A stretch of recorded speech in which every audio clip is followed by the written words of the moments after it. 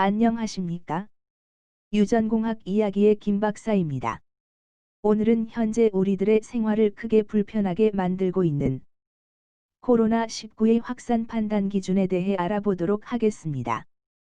코로나19 감염의 확산이나 감소 여부를 판단하기 위해서는 검사자에 대한 확진자의 비율인 확진율 %사인의 변화를 보는 것이 확진자의 변화를 보는 것보다 정확한 방법입니다. 검사자 수의 변화를 감안한 일종의 표준화가 가능하기 때문입니다. 좌측 표에서 보는 바와 같이 검사자 수가 일정하다면 확진자 수의 변화는 곧바로 경향 또는 추세를 반영할 수 있습니다. 그러나 우측 표에서 보는 바와 같이 검사자 수가 변하는 상황에서 확진자 수의 변화는 감염 경향이나 추세를 반영할 수 없습니다. 검사자 수가 변화가 있을 때 경향이나 추세를 판단하기 위해서는 상대적 비율인 확진율을 사용하는 것이 타당합니다. 검사자 수는 질병관리청 보도자료에서 추정이 가능합니다. 질병관리청 보도자료의 첨부물인 보도참고자료는 좌측 그림과 같으며 보도참고자료의 부침 1의 1을 확진자 현황에서 검사자 수를 알 수 있습니다. 즉, 금일까지 검사자 누계에서 전일까지 검사자 누계를 뺀 수치가 금일 검사자 수입니다. 9월 27일 보도참고자료에서 확인한 누적 확진자 수 23,601명과 누적 검사자 수 229만 6,517명은 코비드19 공식 통계기관인 월다머터의 수치와 일치하여 검사자 수를 구하는 방법이 타당함을 알 수 있습니다. 국내 코로나19 검사자 총비율은 9월 27일 0시 기준 4.49%로 세계에서 116위로 낮은 편이며 국내 코로나19 확진자 비율 즉 확진율은 1.03% 정도입니다. 100만 명당 확진자 수는 441명으로 세계에서 164위로 매우 낮은 편입니다. 우리나라는 유전자 검사법만을 사용하여 다른 나라보다도 인구 대비 검사자와 확진자 비율이 전체적으로 낮은 편입니다. 국내 코로나19 확진율은 9월 27일 현재 1.0% 정도입니다. 만일 코로나가 확산 중이라면 확진율이 1.0%보다 크거나 전체적으로 상승세를 나타낼 것이며 코로나가 감소 중이라면 확진율이 1.0%보다 낮거나 전체적으로 하강세를 나타낼 것입니다. 과학적 데이터의 경우 평균치의 2배 이상 차이가 날 때 유의성을 인정받습니다. 위의 관점에서 우리나라 코로나19의 경우 두 번의 확산이 있었습니다. 한 번은 2월의 대구권 확산, 그리고 8월의 수도권 확산이 그것입니다. 대구권 확산의 특징은 2월 23일의 최초 피크를 비롯하여 다수의 상승 피크가 나타나는 특징이 있습니다. 2월 6일과 3월 30일 피크는 포본 수가 적어 의미가 없는 피크입니다. 수도권 확산의 특징은 8월 16일 최초 피크 이후에는 점차적으로 확진율이 증가하지 않고 감소하여 확산세가 진정되고 있다는 것입니다. 4월 초순부터 8월 초순까지는 확진율이 1.0% 이하로 안전하게 유지되고 있습니다. 국내 감염원의 확산은 물론 국외 감염원의 대량 유입이 없었음을 시사하고 있습니다. 코로나 확진자의 일일 변화 그래프의 경우도 전체적으로 확진율과 비슷한 경향을 보이나 중요한 차이점이 있습니다. 즉, 8월의 수도권 확산의 경우 8월 16일 피크 이후 다수의 상승 피크가 존재한다는 특이점이 있습니다. 이의 경우는 8월 15일 이후 확산이 증가되었다고 해석을 잘못할 수도 있습니다.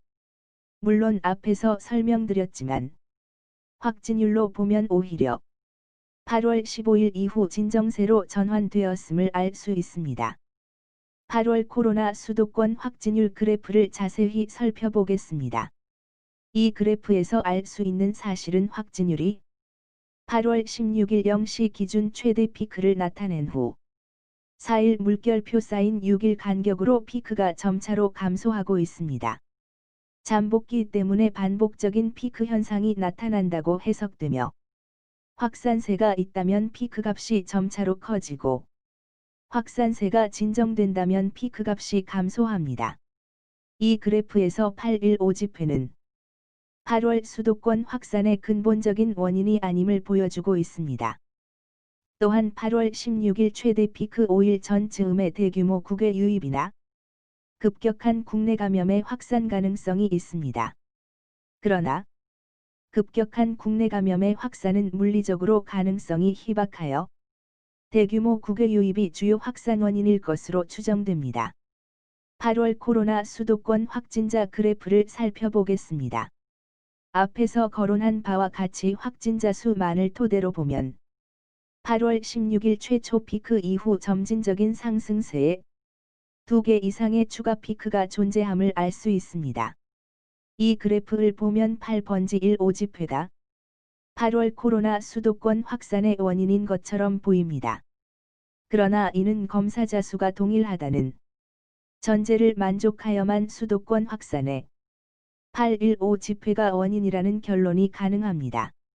확진자 수 대신 확진율로 경향이나 추세를 분석해야 하는 중요한 이유입니다.